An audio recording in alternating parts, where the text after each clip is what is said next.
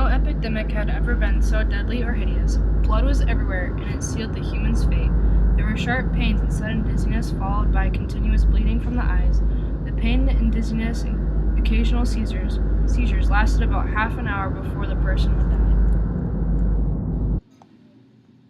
Even through all the death, Prince Prospero was still happy and not afraid of the Red Death. One day he threw a masquerade ball in his palace. Prospero's castle was an extensive and magnificent building.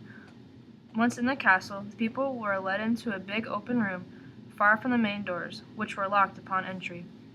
While the people were dancing and enjoying themselves, Prince Prospero watched in delight. Prospero started to greet his visitors and thank them for coming.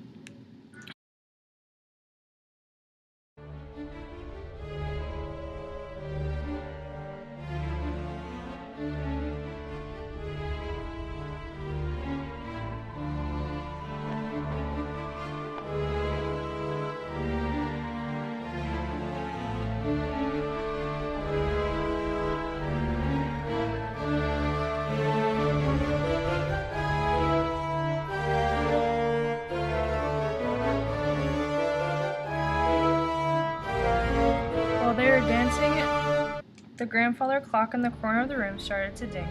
Everyone stopped dancing and the music paused until they knew the clock struck 7. At the last chime faded away, the music started back up and the people continued dancing and laughing.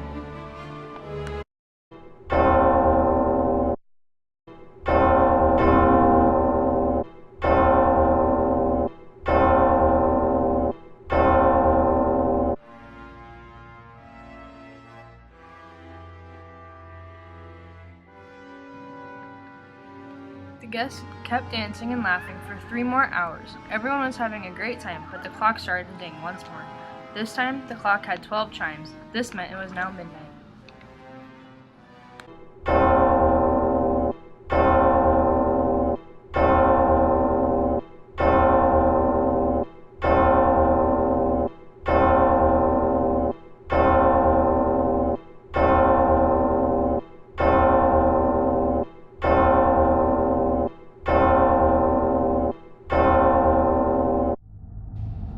Once the 12th chime died out, there appeared a masked figure. Everyone's focus was on the stranger and not on Prince Prospero. This made the prince very angry that the people were no longer focusing on him. The stranger was in all black, and the people grew fearful for their lives.